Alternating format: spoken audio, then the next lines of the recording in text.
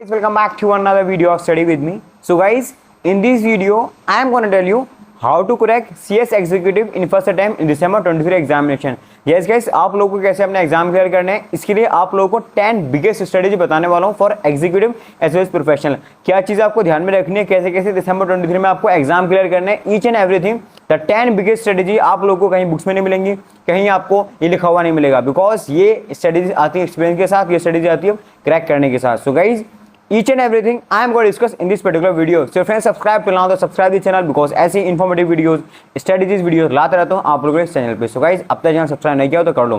So guys, without wasting any time, let's get started. So guys, देखिए 10 strategy बताने वाला हूँ, आप लोगों को ध्यान सुनिएगा। देखो, पहला स्ट्रेटेजी आता है आप लोगों के लिए कि यार आप लोगों को पता होना चाहिए आप लोगों को passing criteria. Yes, as per ICSI आप लोगों को पास कैसे होना है पता होना चाहिए, ये सबसे बड़ी स्ट्रेटेजी होती है, क्योंकि स्ट्रेटेजी ही आप लोगों को पता चलता है कि यार आगे आप लोगों को कैसे प्रिपेयर करना है, उसी के हिसाब से आपको पता चलेगा। क्यों, ध्यान से सुनिए। देखिए, सबसे पहला पासिंग क्राइटेरिया यह है कि आईसीएसआई ने बता रखा है आप लोगों को पास होने के लिए हर सब्जेक्ट में 40% दैट इज 40 मार्क्स स्कोर करने पड़ेंगे in each subject, individual subject में। और सिर्फ 40 मार्क्स ला के हर सब्जेक्ट में आपको पास नहीं किया जाएगा, आप लोगों को इन एग्रीगेट मिला के 50% दैट इज एक मॉड्यूल में 400 में से 200 मार्क्स लाने पड़ेंगे, तभी आप लोगों को पास माना जाएगा। इट मींस अगर आप किसी सब्जेक्ट में 40 से कम ला रहे हैं तब तो आप फेल हो ही पूरे मॉड्यूल में। अदरवाइज अगर आप किसी सब्जेक्ट में 40 ले आए हर किसी में, बट एग्रीगेट मिला के आपका 200 नहीं बन रहा, तब भी आपको फेल मान लिया जाएगा, प्रोवाइडेड दैट अगर आपकी किसी सब्जेक्ट में एग्जाम्शन है तो आपको पेपर नहीं दिया जाएगा। एग्जाम्शन क्या होती है?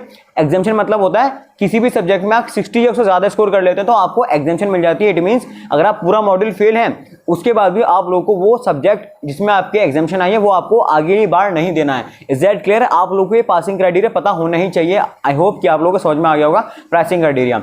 अब ये पासिंग क्राइटेरिया मैं आपको क्यों बता रहा हूँ, क्योंकि मोस्ट ऑफ द स्टूडेंट्स यहीं फेल हो जाते हैं कि उनको पासिंग क्राइटेरिया पता नहीं होता, उसके हिसाब से वो प्रिपरेशन नहीं कर पाते। वो किसी सब्जेक्ट को बहुत ज़्यादा इंपॉर्टेंस दे देते हैं, किसी में 78 ले आते हैं और किसी में वो 25-40 भी नहीं ला पाते, जिसकी वजह से पूरा मॉड्यूल उनका फेल हो जाता है और अटैम्प्ट लगते हैं बार बार अटैम्प्ट लगते हैं। इसलिए आप लोगों को ध्यान में रखना पड़ेगा कि यार क्या क्या स्टडीज फॉलो होती हैं।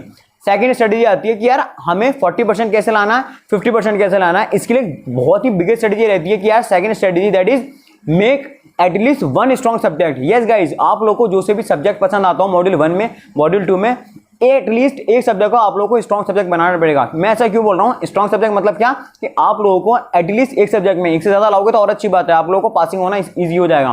बट एक सब्जेक्ट तो आप लोगों को ऐसा स्कोर करना है कि यार उसमें आप 60 तो आराम से स्कोर कर पाए, 60-70।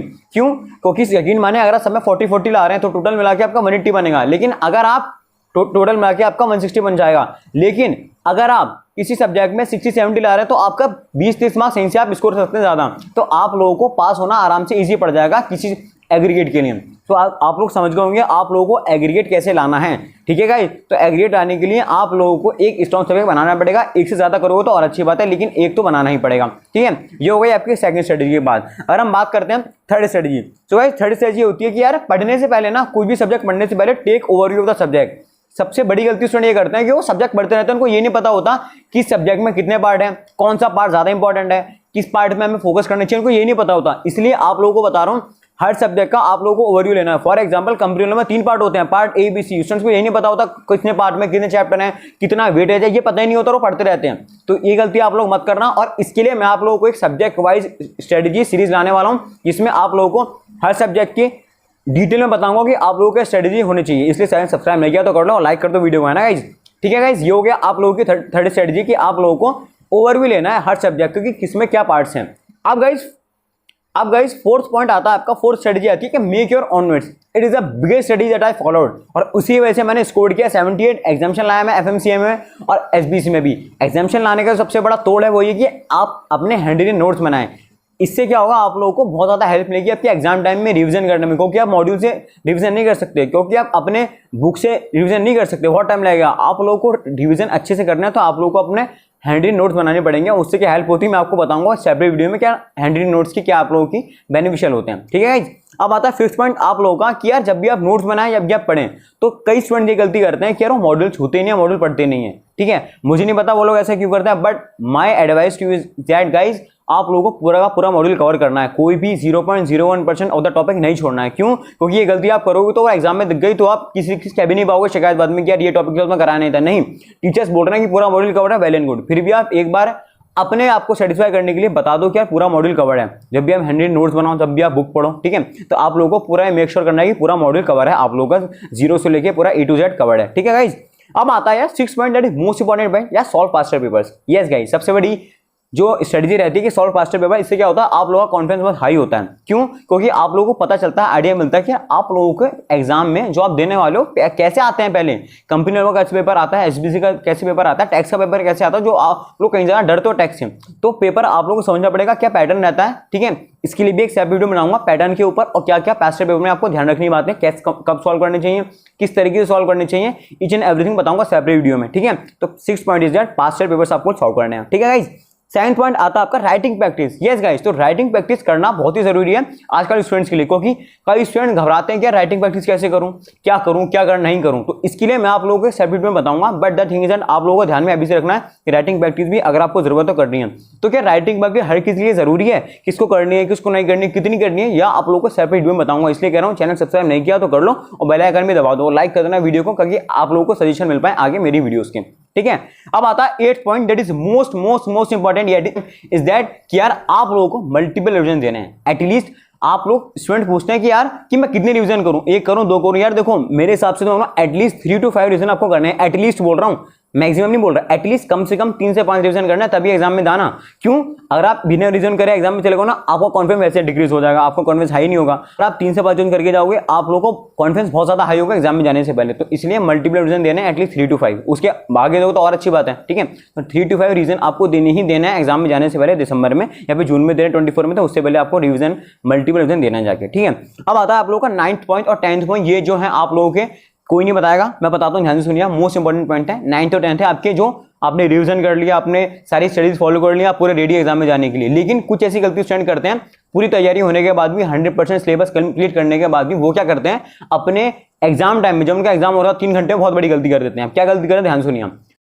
सो guys 9th point is that कि decide what you are gonna write in examination. So guys student सबसे बड़ी गलती ये करते हैं कि उनको पता ही नहीं होता एग्जामिनेशन में आपको क्या करना है, कैसे करना है। मैं आपको कुछ बातें बताता हूँ आप लोगों के 3 घंटे एग्जाम में। सबसे पहली बात, जब भी आप एग्जाम देने जाते हो तो कुछ बातें आपको पता होनी चाहिए कि यार जब भी आपको क्वेश्चन पेपर आता है, जैसे कि आपको बोर्ड में होता था कि 3 घंटे आपको अलग से मिलते थे, 15 मिनट का आपको टाइम मिलता है क्वेश्चन पेपर रीड करने का, बट यहाँ पर ऐसा नहीं है। दिस द प्रोफेशनल एग्जामिनेशन, आप लोगों को कोई भी अलग से टाइम नहीं मिलता। क्वेश्चन पेपर ही आपको 3 घंटे के अंदर ही आपको रीड करना है, उसमें ही आपको डिसाइड करना है कैसे आपको लिखना है। तो ये बात आप लोगों को सबसे बड़ी स्ट्रेटेजी है कि एग्जाम में जाने से पहले आप लोगों को डिसाइड करना है एडवांस में कि आप क्या लिखने वाले हो, कैसे लिखने वाले हो। सपोज दैट कि कंपनी का पेपर है, उसमें 3 पार्ट्स हैं, पार्ट्स A, B, C। तो आप एग्जाम में जाके ऐसा नहीं करोगे, आप पहले तीनों पार्ट्स पढ़ रहे हो, क्वेश्चन पेपर पढ़ रहे हो, तीनों पूरा पे क्वेश्चन पेपर पढ़ रहे हो, फिर आप डिसाइड करोगे यार ये पार्ट अच्छा है, ये करूंगा। नहीं, ऐसा नहीं करना है। आप लोगों को तैयारी इस तरीके से करनी है कि आपको पार्ट पहले ही पता होनी चाहिए, पहले पार्ट B करूंगा, फिर C करूंगा, फिर A करूंगा। ऐसी SBC में 3 पार्ट्स है, पार्ट A, B, C। तो आप लोगों को पहले डिसाइड करना है कि पार्ट C पहले करूंगा, फिर A करूंगा, फिर B करूंगा, या जो भी आप करें। तो ये बात आप लोगों को पहले समझनी पड़ेगी, आप लोगों को माइंड में रखनी पड़ेगी कि यार मैं वहां पे जाके 3 घंटे में डिसाइड नहीं करने वाला, क्योंकि वहां पर ना एक मिनट बहुत इंपॉर्टेंट होता है। उनसे पूछो तो 1-2 मार्क्स से फेल होते हैं, क्वेश्चन पेपर कंप्लीट ही नहीं कर पाते, पूरा 100% कंप्लीट नहीं कर पाते क्वेश्चन पेपर। तो ये सबसे बड़ी गलती करते हैं कि कंप्लीट क्यों नहीं होता क्वेश्चन पेपर हमारा, 100% क्यों नहीं कर पाते। सबसे बड़ी गलती यही करते हैं कि आप क्वेश्चन पेपर रीड करने में आधा घंटा लगा देते हो, फिर उस पर डिसाइड कर दो कौन से लिखें। नहीं, आपको जितना आपको टाइम पता नहीं चलना चाहिए कि आपको क्वेश्चन पेपर आया, बस आप क्वेश्चन पढ़ो, आंसर लिखो, दैट इज, ये होना चाहिए आप लोगों का। लेकिन आप गलतियां ही करते हो, ऐसा नहीं होना चाहिए। तो आप लोगों को ध्यान में रखना है कि आप लोग किस तरीके से आप प्रेजेंट करने वाले हैं, कौन सा पार्ट पहले करना है, किस तरीके से प्रेजेंट करना है, वो आप लोगों को पता होना चाहिए, ठीक है गाइस। लास्ट पॉइंट आता है, that is the most important point, ठीक है। ये आप लोगों का एग्जाम में मार्क्स बढ़ा भी सकता है, मार्क्स कम भी कर सकता है, ठीक है। So guys last point 10th point is that कि यार फोकस ऑन प्रेजेंटेशन और एग्जाम्स। यस गाइस, आप लोग क्या करते हैं, स्टूडेंट क्या करते हैं, बहुत सारी तैयारी कर लेते हैं, 100% पेपर कंप्लीट करके जाते हैं, 100% सिलेबस कंप्लीट करके जाते हैं, ठीक है। वो 100% अटेम्प्ट भी कर देते हैं पेपर, वो सारे के सारा सिलेबस कंप्लीट करके आते हैं, रिवीजन करके जाते हैं, जितनी सारी स्टडीज मैंने बताई हैं अब तक वो फॉलो करके जाते हैं, बट वो लड़खड़ा जाते हैं लास्ट स्ट्रेटेजी में, दैट इज प्रेजेंटेशन। आप लोगों को प्रेजेंटेशन देनी नहीं आती है एग्जाम में, तो गलती करोगे। आप क्या करते हो, काटा पीटी करते हो। सबसे बड़ी जो प्रेजेंटेशन बात है वो आती है कि आप लोग जब भी कोई क्वेश्चन स्टार्ट करो, तो गाइस सबसे बड़ी स्ट्रेटेजी रहती है कि जब भी आप कोई क्वेश्चन पेपर पढ़ो और जब कोई क्वेश्चन स्टार्ट करो, सपोज आपने क्वेश्चन नंबर 2 स्टार्ट कर लिया, तो आप ऐसा नहीं करो क्वेश्चन नंबर 2 स्टार्ट किया, उसका A करा, फिर क्वेश्चन नंबर 3 किया, उसका B किया, ऐसा नहीं करना है। सपोज दैट कि आप कोई भी क्वेश्चन नंबर उठा रहे हो, क्वेश्चन नंबर 3 उठा रहे हो, तो आपका ए बी सी डी चारों सब पार्ट जो आपको क्वेश्चन के वो आपको कंप्लीट करने हैं। हाँ, आप सीक्वेंस चेंज कर सकते हो कि आप पहले थर्ड का डी कर दो, फिर बी कर दो, फिर सी कर दो, ऐसे कर सकते हैं। लेकिन आप ऐसा मत करना, क्वेश्चन नंबर 2 का ए किया, फिर क्वेश्चन नंबर 4 उठा लिया, फिर क्वेश्चन नंबर 3 उठा लिया, फिर क्वेश्चन नंबर 5 उठा लिया, फिर क्वेश्चन नंबर 1 उठा लिया। ऐसा नहीं करना है। क्वेश्चन नंबर को क्या करना है, आपको कोई भी पार्ट उठाना है, कोई भी क्वेश्चन नंबर उठाओगे तो उसका पूरा पार्ट पहले कंप्लीट करोगे, और जब भी आपको नया क्वेश्चन स्टार्ट करो, नया आंसर स्टार्ट करो, तो आप नेक्स्ट पेज से करोगे। तो ये बात आपको ध्यान में रखनी है। ये तो बहुत बेसिक चीज होगी जो आपको पता नहीं चाहिए। दूसरी बात आती है कि जब आप अंडरलाइन करने जाते हो तो 2 तरीके की अंडरलाइन होती हैं। पहला, जब भी आप कोई आंसर के अंदर लिख रहे हो, ठीक है, कोई भी आंसर के अंदर केस लॉ का नाम आ गया, कोई भी इंपॉर्टेंट लैटिन वर्ड आ गया, ठीक है, या कोई भी इंपॉर्टेंट उसमें हाईलाइट करने वाला वर्ड आ गया, तो वहां पे आप क्या कर रहे हो, छोटा वाला स्केल रहता है, उससे आप हाईलाइट कर देते हो। ये होता है जो आपको एट द रैंडम आपको अंडरलाइन करना पड़ता है प्रेजेंटेशन में। एक होता है जब आप पूरा का पूरा अपना आंसर शीट कंप्लीट कर देते हो, आंसर कंप्लीट कर देते हो लास्ट के 5-10 मिनट में, आप लोग क्या करना पड़ता है कि आप क्या करते हो, अपने आंसर्स को अलग डिफरेंट दिखाने के लिए हर एक आंसर के बाद आपको अंडरलाइन करना चाहिए कि यार ये मेरा आंसर कंप्लीट हो चुका है। तो ये भी एक बहुत बड़ी स्ट्रेटजी होती है, और भी बहुत सारी स्ट्रेटजी होती है रिगार्डिंग प्रेजेंटेशन, वो आपको बताऊंगा किसी सेपरेट वीडियो में। बट हाँ, जो मैंने आपको अभी बातें बताई हैं ध्यान में रखना, और जो 10 स्ट्रेटजी मैंने आपको बताई हैं वो दिल से फॉलो करो। अगर आप ये सारी स्टडी फॉलो करते हो आपको बताइए, तो nothing can stop you to score good in your examination, ठीक है। No one can stop you, कोई रोक ही नहीं सकता, क्योंकि ये सारी स्टडीज का बने। आपका सिलेबस कंप्लीट हो रहा है, रिवीजन कंप्लीट हो रहा है, एग्जामिनेशन में कैसे प्रेजेंट करना है ये कंप्लीट करना है, रिवीजन आपको कैसे करना है ये बता चुका है, आपको कैसे प्रेजेंटेशन करना है सारी चीजें बता चुका हूँ। कोई भी दिक्कत परेशानी हो तो उसके बाद भी आपको आती है तो आपका भाई यहाँ पे you can comment in the comment section, you can also follow me on my Instagram, you can also DM me on my Instagram और टेलीग्राम, ठीक है। मैंने आप लोगों को इंस्टाग्राम की as well as Telegram group की लिंक आप लोगों को डिस्क्रिप्शन में दे रखी है। कोई भी दिक्कत परेशानी आती है आप मुझे इंस्टाग्राम पे फॉलो कर सकते हैं, इंस्टाग्राम पे एक्टिव रहता हूँ, आप लोगों के रिप्लाई कर देता हूँ, जिनके डाउट सॉल्व करें बता सकते हैं। आप लोगों को आराम से कोई दिक्कत परेशानी आए तो मुझे पूछ सकते हैं, कोई दिक्कत परेशानी वाली बात नहीं होगी।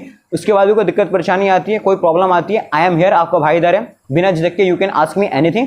उसके बाद भी कोई दिक्कत परेशानी आती है तो आपका भाई यहाँ पे हमेशा always ready for you guys, ठीक है। बस एग्जाम में अच्छी तरीके से पढ़ते रहो, ठीक है, मस्त तरीके से पढ़ते रहो, गजब तरीके से पढ़ते रहो। All the best for the examination. So guys, last में if you like the video hit the like button, subscribe the channel, and last you know very well guys, share as much as you can. मिलते हैं next video में, मस्त तरीके से पढ़ते रहो, गजब तरीके से पढ़ते रहो। Tata bye, see you later, all the best for the examination, tata bye.